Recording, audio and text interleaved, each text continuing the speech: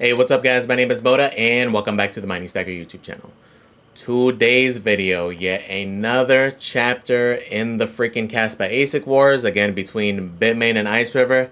This time Bitmain is clapping back and pretty crazy. Borderline fire sell prices on those Bitmain KS5, KS5 Pros for their next batch. We're going to talk about that price. We're going to talk about the impact. Talk about how yet this is another game-changing price point and why this might be the nail in the coffin for everything, right? Kaspa ASIC mining, as well as some of the ice rivers. Okay, so we'll talk about it. We'll give our thoughts. And if this thing is worth considering, and believe it or not, as crazy as it sounds, I may try to get one. But we'll talk about that. We'll talk about if this makes sense for people or not, and why it could potentially make sense for me, right? We'll give the whole thought process. If that sounds good, guys, stay tuned. Let's get right to this thing. So did see some of the price changes overnight. When I looked at some of the price sheets, initially I thought maybe it was a typo on their front, as that does happen. But then saw huge price reductions on other vendors, and I was like, ah, shit, what's happening? And then they dropped it today.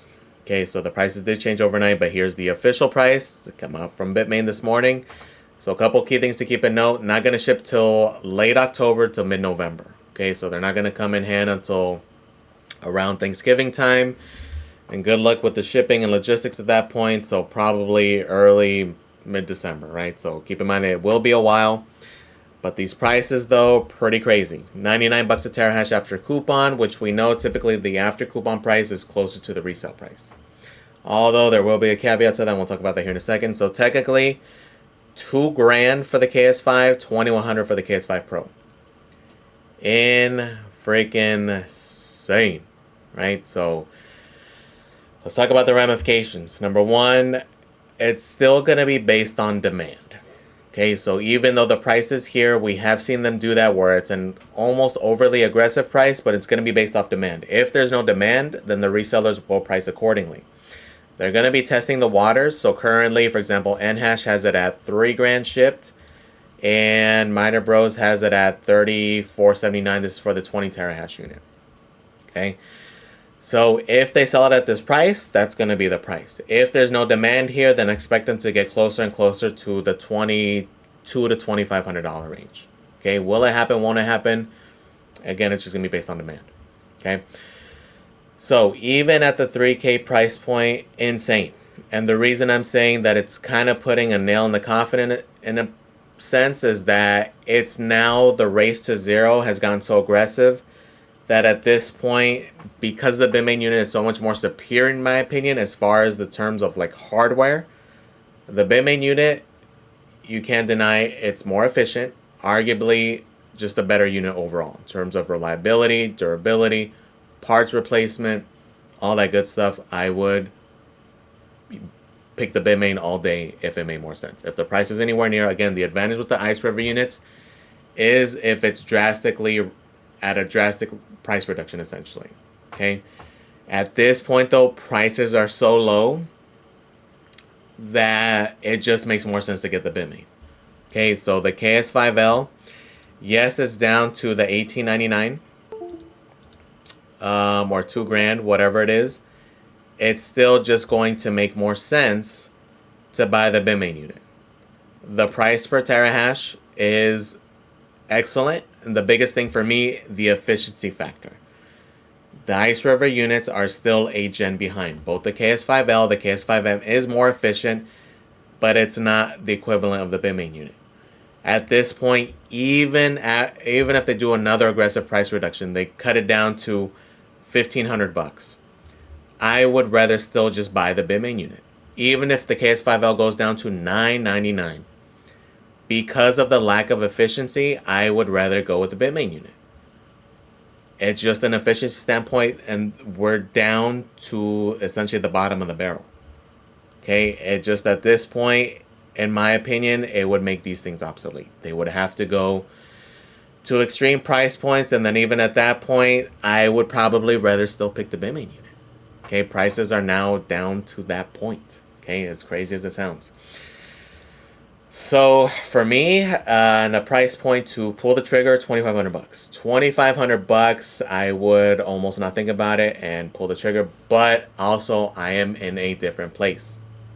If I am new to Kaspa ASIC mining, I have no skin in the game, I have no Kaspa, this is how I want to get my exposure, I probably wouldn't do it through this way. I would probably just buy the coin. But if you're already a person who does have a fairly significant bag or is already mining, has already been mining for a while, at this price, it's kind of hard not to just continue to add to that mine essentially. Okay? So for example, if this thing goes down to 2,500 bucks based off Kaspa's current price, which another thing to factor in is what is likely to happen, or not likely, what is potentially possible to happen here if the cycle repeats here in the next few months. We may have pretty good price action come October, November, December. Okay, so you have to factor that in. This price is based off of Kaspa's current price, the market's current sentiment. If things change, that pricing will also change. So yes, the shipping window is far ahead, but it's a way to lock in that price. So if you see value here, take that into consideration. Okay. So number two, based off of its current price, for 2,500 bucks, you'd be able to mine about 14,500 KAS. Okay. So for example, with my mine, the past 30 days, it's been give or take a little around like 9,000 Kaspa. Okay, so for my example, I can take 6 weeks of that revenue and add another 20 terahash unit. To me, that's a pretty smart way to continue to grow the mine and grow with the network. Okay, that's my position. That's not everybody's position, especially because out of the 3 big boy KAS basics I have, 2 of them have already been paid off with the existing infrastructure. Okay, the last one being the KS5 Pro, which obviously huge price reduction. This is a way to double down on it, lower that cost basis. Okay, so for me, Kaspa is an extremely high conviction play. So that's why I'm saying my viewpoint is going to be very skewed here. And that's the reason for me it's still appealing. Okay, Kaspa is my biggest bag. It is my biggest position in overall value, amount of coins mined, and as far as what I'm mining also. So conviction level for me at least is extremely high, and that's why I would consider doing this. Is this going to be the same for everybody? Absolutely not. Okay, everybody's exposure is going to be different. Everybody's viewpoint of Kaspa is going to be different. It's all up to you from that front. But for me, that's the reason for me specifically would make sense. Again, I would not recommend this for anybody. But if you are looking at getting one, let's consider what to expect here. Number one, we know the hash rate is the biggest thing. We already know the 6% reduction, which in reality hasn't even been that big of a deal. It's been the damn hash rate going through the roof. Okay, that's been the biggest thing. Now, though, the advantage of the hash rate being so high is that now it's at a point where it takes a shitload of machines to really have a huge effect now. Now that we're at that exahash point, for rewards to have because of the increase in difficulty, we need to go to 2 exahash, which is a shit ton of machines. Is it possible though? Absolutely. Is it going to happen over time? Absolutely. It's the bet on how long that's going to take. Okay. So even just doing rough calculations, okay, 2,500 bucks at Kaspa's current price, it would net you about 14,500 tokens. Mining currently on the KS5, it's going to yield you about 145 Kaspa a day. Okay, understand by the time this thing shipped, this is going to be drastically different. Okay, so even just doing easy math, just ballparking it, let's factor in our rewards are cut in half. Let's factor in you're going to earn about 75 KAS as an average throughout time, putting it at like 6 months. Okay, realistically, by the time you get it, it'll be like 120, 110, maybe less, maybe KRC20 factors in, who knows. Let's not even factor any of the bullish things in. Let's just factor in raw numbers. Okay, the reason I'm also saying half is that that's going to probably be an average. When you get it, it'll probably be like 110, 120, somewhere in that range, and then over time it's going to go down to within 6 months. I wouldn't be surprised to see it really for us to be at 2 exahash if things kind of continue. Okay, so let's just take an average of half. Okay, at this point, again, we know it'd be 14,500 if we just buy outright. So if we take that 14,500 divided by the 75 average Kaspa we get a day, which is what we're kind of just ballparking, again, rough numbers, it would take you about 193 days to make that money back. Okay?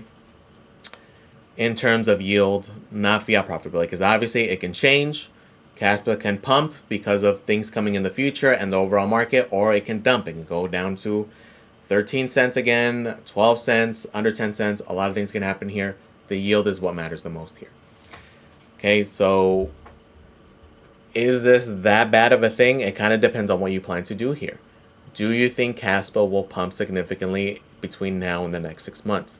Is it possible that you get this thing, you mine it on it for the next 6 months, and then you're able to sell that unit for the price you paid or potentially a little bit more?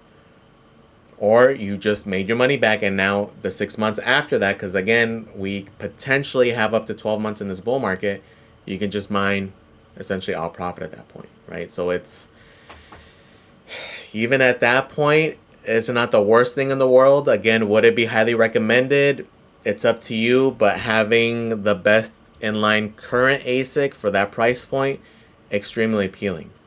Again, I'm kind of almost being petty over the $500, but again, for me, that $2,500 I would consider. At 3,000, it still is pretty good, but it would need to be closer for me to like double down, right? Again, that is kind of me just being petty. Realistically, it's only $500, but I'm gonna kind of wait it out and kind of see what demand is. If all allocations sell out in the matter of that, then I missed out, right? If it goes up to 3,500, then no, I'm not going to be chasing. Okay, so it really depends. Realistically, 3,000 isn't that bad. But again, it depends on your viewpoint here and if it's worth it to you. Because again, you're going to just be chasing. Okay, and then you guys who are interested in like the AL1s, and a lot of people have been commenting like whether or not it's worth it to get the Lithium units or the ARC-C units. This is a future window of what's going to happen potentially, right? Again, the difference is that we are heading into a different market. So it really is going to be dependent on where you think the market is going. Do you think this cycle is going to repeat and these next 3 months is the beginning of an extremely bullish next 12 months? Or are you more bearish? It really is risk to reward and really depends on where you think the market is going.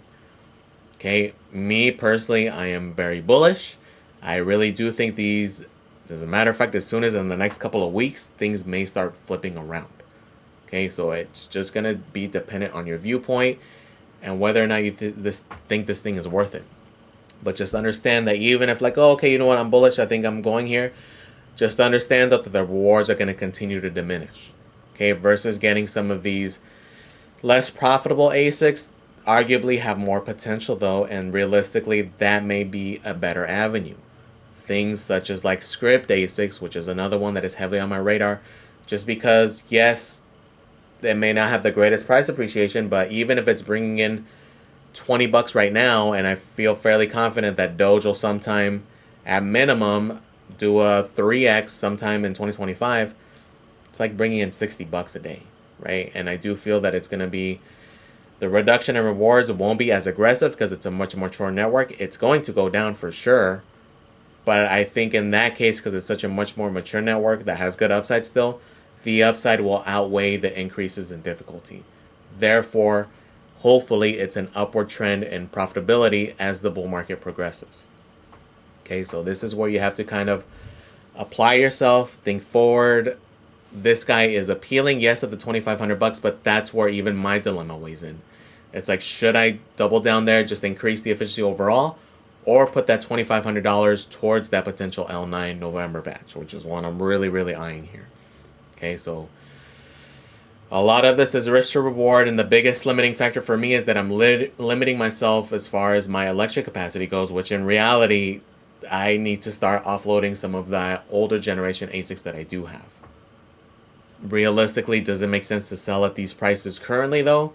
No, the more likely scenario is for me to unplug and just hang on to them and hope for an increase in price, therefore profitability. So for example, if I were to get this guy, that guarantees that KS3M will be unplugged, and I'm just going to essentially store it, because it doesn't make sense because to sell it at today's prices, because currently Market value, probably after this reduction, maybe 500 bucks, right? Because at this point they are going used. The used market is about under $1,000. After this, 500 bucks, would it be worth it to sell at that point? No, I'd rather mine out it until I fully can't. Hope for price appreciation and sell it. If not, it's gonna be a little decoration on the shelf, right? But kind of to each their own, but these are the strategies. This is the risk involved. This is how you have to kind of play it, right? And this is why mining isn't for everybody. These are the risks here, right? We're seeing it play out in live real time. These are the types of things that happen, will happen, and you need to consider. And that's why when you do these calculations, you run these numbers, be hardcore, be aggressive, be pessimistic, which is what people always complain about me with my numbers. This is why we've had example after example after example, is why I look at worst case scenarios, because it's possible, and as we've seen, it will happen. Okay, again, the market may flip, and it's gonna be, we're gonna have to like change the mindset here soon. I personally think we will. Will we, won't we? We don't know. I don't have that crystal ball, but I do have faith in the cycle. I do think it is going to repeat here in a similar time frame. Could it be delayed by a few months? Sure, but we'll see how it goes, right? But this is the dilemma, so definitely weighing my options. But again, this is not going to be for everybody, and I don't blame any of you guys saying RIP to Kaspa mining, as you've been saying, but it really just depends on your position here and what you're doing and how you're allocating it. And this is also a big reason why I'm just not a huge fan of the little guys, although you can't see back here. But that case is a little bit different. That's going to be essentially my only exposure to lithium mining. Okay, I really was kind of interested in the AL1, but this is a good reminder of what can potentially happen here, right? So for me, the risk to reward isn't necessarily there. In many cases, you potentially will be better buying. Like for example, with the AL1, after really crunching numbers, it's still at those prices for an Ice River unit. Arguably makes more sense to buy. Okay, so if the price goes down further, sure, or if the Bitmain unit goes down to that price or a little bit more aggressive, maybe, but then who knows, right? The thing is, it's getting in now, getting in before the pumps, if it makes sense to you. Because yes, it's not the greatest thing looking when a lithium's $1.70 something right now, but again, if by January we're at $6, $7, $8 in a lithium, it changes. By next summer, if a lithium's $10, $12, $14, it changes. By next October, November, a lithium's at 20 bucks plus, it definitely changes. That one little half a lithium you're mining a day is going to look a lot different then, right? And that's the strategy. We're preparing for 2025. Okay, so I get people's lack of optimism or lack of things, and I get it, right? So again, mining isn't for everybody. Buy the coins, mine the coins, however you want to stack these coins, just position yourself, bros. Okay, so let me know in the comments, guys. What do you guys think? Are you guys RIP to Kaspa mining, RIP to Ice River? Are you guys interested in this thing now? For if you have no exposure, I mean, it's kind of a hard price to beat for the best Kaspa ASIC miner, at least currently. Again, we may have a KS7 announcement next week, and you'll see a repeat of a video like this. Let me know in the comments, though, guys. What do you guys think is going to happen? How are you playing this? Is it over? Is Kaspa mining over? Let me know in the comments, guys. Please comment, like, and subscribe, guys. Thank you for watching. I really do appreciate it, and I am out.